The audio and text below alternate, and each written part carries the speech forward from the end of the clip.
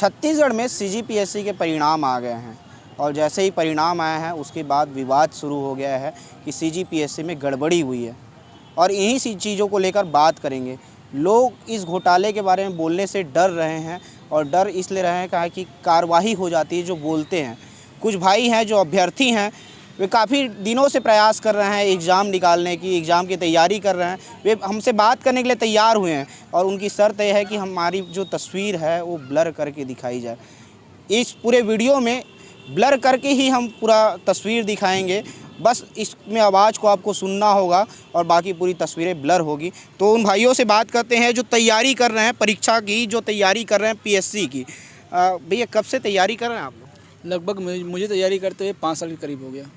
ऐसा अभी जो बातें चल रही हैं, क्या कितनी सच्चाई है इन बातों पर?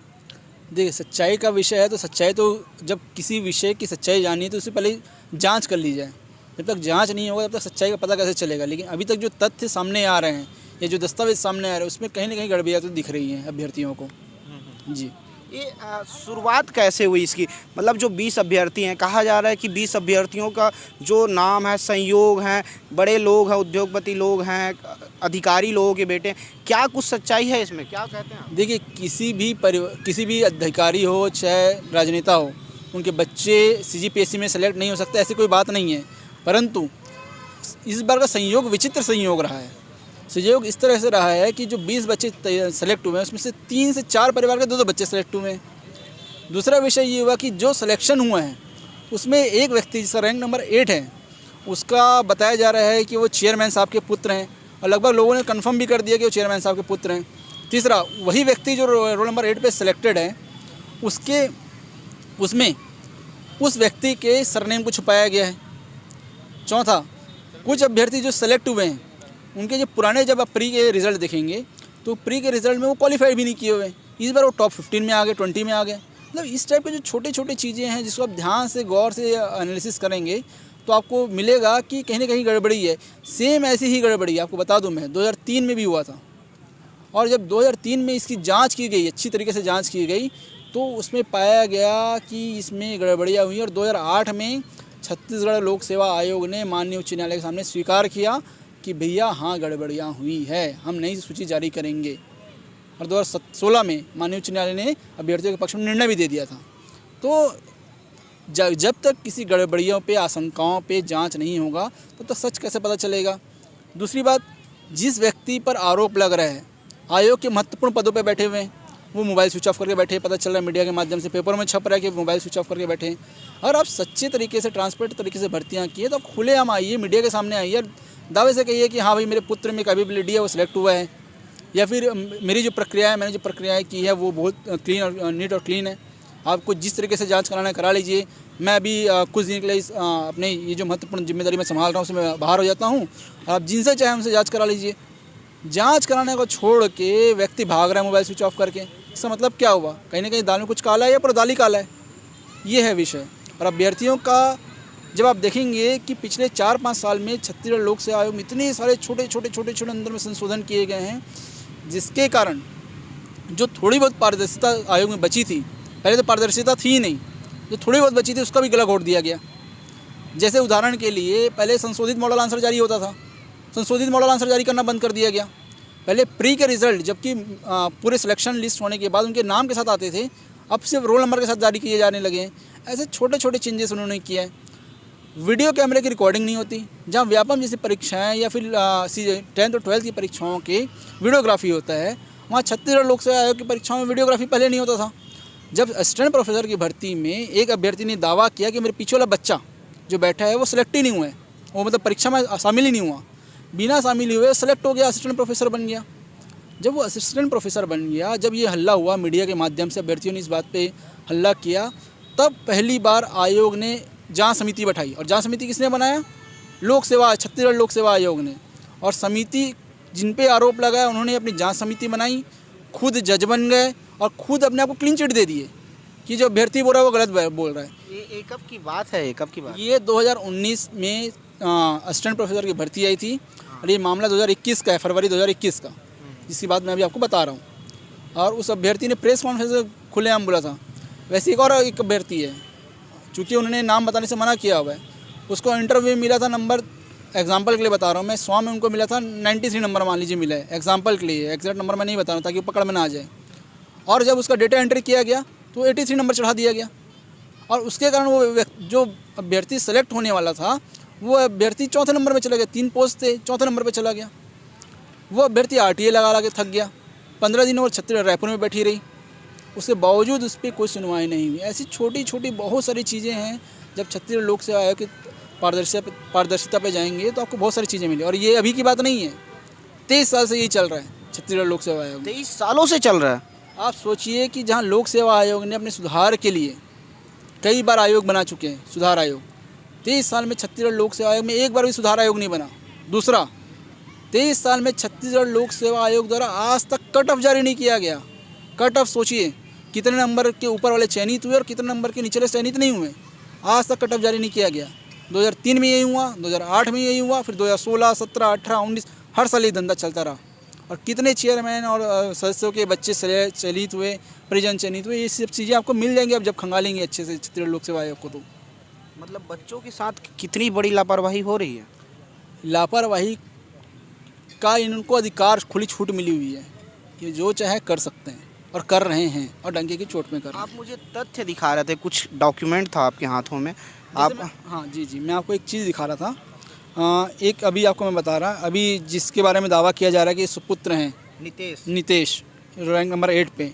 मैं ये दावा नहीं करता कि ये अभ्यर्थी पढ़ा लिखा नहीं है, पढ़ता लिखता नहीं है, या इसने अपनी काबिलियत पे नौकरी नहीं पाई है। बट सवाल तब पैदा होता है कि जब ये व्यक्ति 2021 के जब चयन सूची में इसका नाम आता है तो सिर्फ नाम आता है, सरनेम नहीं आता। जब 2018 के प्री के रिजल्ट आप देखेंगे इसी व्यक्ति का, तो आप पाएंगे कि इसका जो 18 का रिजल्ट है इसमें नितेश सोनवानी नाम है। बिल्कुल ये हमारे पास ये है, आपको फोटो दिखा रहे हैं इसमें, देखिए इसमें नितेश सोनवानी नाम है, इसमें पूरा नाम दिया गया है नितेश सोनवानी, है ना, लिखा हुआ है नितेश सोनवानी करके, है ना। हाँ और जूम कर दो, इसमें लिखा है नितेश सोनवानी करके, हाँ है ना। और आप इसी में देख सकते हैं ये 2021 का रिजल्ट है ना। और इसमें लिखा है सिर्फ नितेश, है ना। तो ये इतना बड़ा संजोग कैसे हो सकता है। मतलब आप समझ रहे हैं ना, ये जो अभ्यर्थी हैं बताना चाह रहे हैं कि 2018 में वो जो नितेश है दत्तक पुत्र है ना, दत्तक पुत्र बोले जाते हैं। उनका 2018 में जब एग्ज़ाम दिलाते हैं, रिजल्ट जब आता है तो नितेश सोनवानी पूरा नाम होता है। लेकिन ये 2021 का रिजल्ट है। 2021 में जब वो चयनित होते हैं, जब उनका नाम आता है तो नितेश, खाली नितेश होता है। ये ऐसे कैसे हो सकता है। नाम वाम के लिए तो बहुत भटकना पड़ता है ना। देखिए सर, अगर कोई भी व्यक्ति अभ्यर्थी अगर चयनित होता है तो उसको खुशी होती है, वो सभी के बीच जाता है, बताता है कि मैं चयनित हुआ। आप मीडिया वाले कोई जाइए, बोलिए कि आप चयनित हुए, आपको बधाई देने आए, आप इंटरव्यू दीजिए हमें। मुझे नहीं मालूम कितने अभ्यर्थी हो, कितने मीडिया लोगों ने इंटरव्यू दिया। मेरी जानकारी में अभी तक मैंने एक भी वीडियो नहीं देखा है जिसमें वो चयनित अभ्यर्थी जिन पे क्वेश्चन मार्क लगे हैं वो इंटरव्यू दिए हों। अब मुझे नहीं मालूम, आप भी मीडिया वाले, आपसे भी आग्रह रहेगा कि आप भी बार जाकर चेक करिए, उनका इंटरव्यू लीजिए। कोई भी अभ्यर्थी जब चयनित होता है तो बिल्कुल आप देखेंगे मीडिया के सामने आता है, बताता है, उनके माँ बाप आते हैं, खुशी का विषय है ये।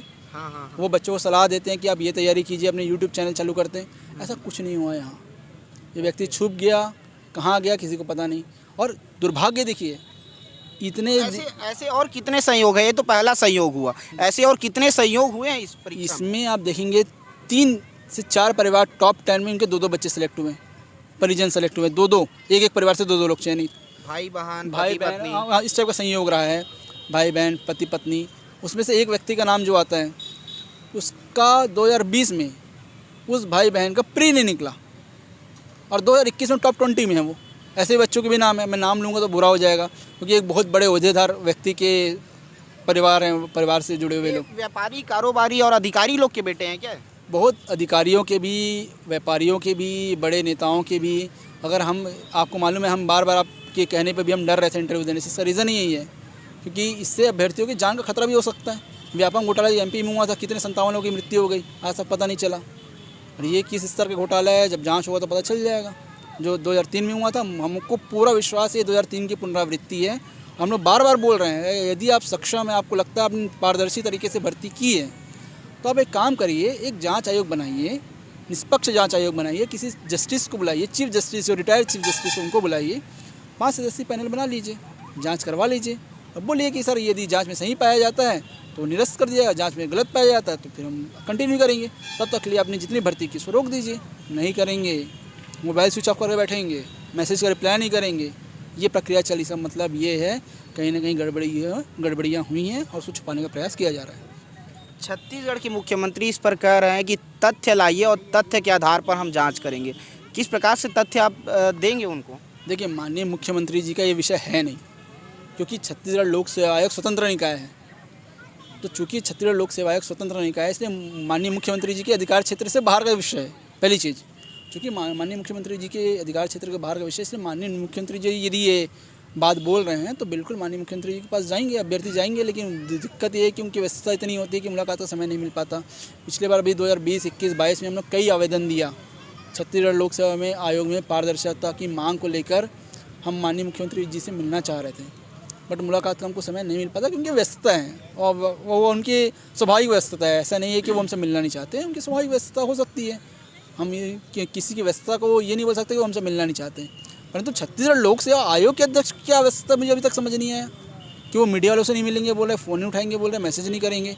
ये विषय अभी तक अभ्यर्थियों को समझ नहीं आया है। और आपको आश्चर्य होगा कि पिछले 5 साल में छत्तीसगढ़ लोक सेवा आयोग जितना बदनाम हुआ है, इससे पहले कभी इतना बदनाम नहीं हुआ। भाई, आप कब से तैयारी कर रहे हैं CGPSC की? जी, ये मेरा पहला अटेम्प्ट था।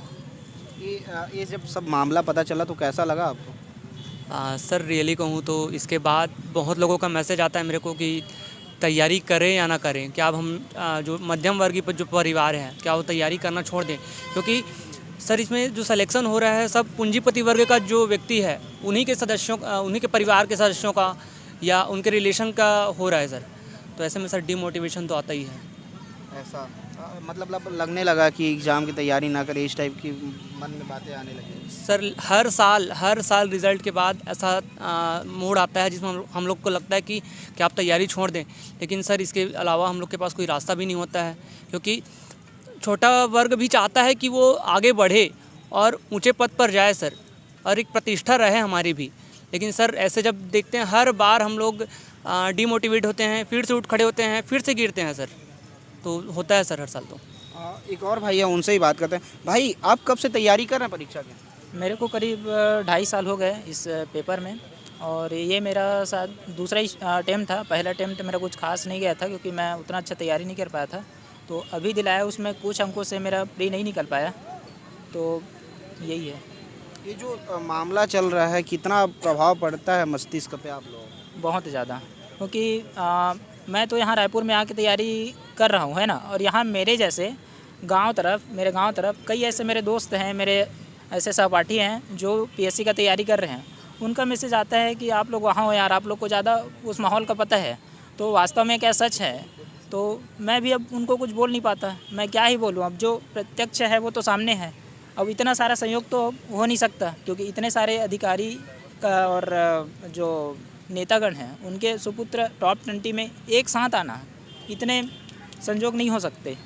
बताइए इसमें, बता दूँ इसमें जैसे आप मेरे पास एक डेटा है जो सोशल मीडिया के माध्यम से मेरे पास आया है ना, ये दिखा सकता हूँ मैं, जिसमें एक बताइए आप। कांग्रेस नेता है ना, उनके बेटी और दामाद है ना, उनका चयन हुआ है टॉप 10 की लिस्ट में। और जो राज्यपाल के सचिव हैं, है ना, उनके बेटे और बेटी दोनों का सिलेक्शन हुआ है। उसी प्रकार एक और कांग्रेस नेता के लड़के हैं, है ना, दिखाना उसको कैमरे, है ना, और जो PSC के चेयरमैन हैं उनके भी दत्तक पुत्र और उनके भतीजा और भांजी का नाम भी सामने आ रहा है ना। तो इतना सारा संयोग एक साथ कैसे हो सकता है, आप ही बताइए ना। ये देखिए, जूम करके देख सकते हैं। तो इतना सारा मामला है पूरा जी, इतना संयोग कैसे हो सकते हैं। और इतने में CM जी का बयान आता है कि ये एक राजनीतिक मुद्दा इसको बनाया जा रहा है, जबकि ये राजनीतिक विषय बिल्कुल भी नहीं है ना। ये सबसे हट के विद्यार्थियों के हित की बात है, क्योंकि इतने सारे संयोग एक साथ नहीं हो सकते, है ना। तो इनमें CM साहब का कहना है कि तथ्य लाइए आप, तब हम कुछ कार्यवाही करेंगे। लेकिन हम तो एक आम नागरिक है ना, तो हम तथ्य कहाँ से लाएं, आप ही बताइए। तथ्य तो उनके पास है ना, जितने भी तथ्य हैं वो ओपन करेंगे तभी पता चलेगा।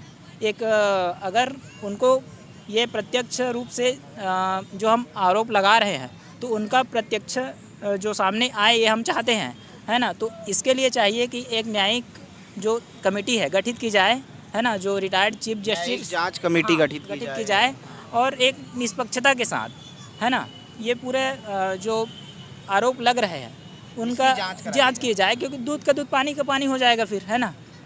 ये बच्चे हैं जो पिछले कई दिनों से परीक्षा की तैयारी कर रहे हैं, सीजीपीएससी की तैयारी कर रहे हैं और परीक्षा की तैयारी तो ये कर रहे हैं, लेकिन जो मामला सामने आ रहा है उसके बाद इनके मस्तिष्क में ये भाव आ रहे हैं कि हम परीक्षा की तैयारी क्यों करें, जब अधिकारी, व्यापारी और बड़े नेता के बच्चों का ही इस परीक्षा में चयन होना है तो हम इस परीक्षा की तैयारी आखिर क्यों करें। अब आने वाले समय में देखना होगा कि इस मामले में किस प्रकार से जांच कमेटी गठित होती है और कब इस पर जांच होती है।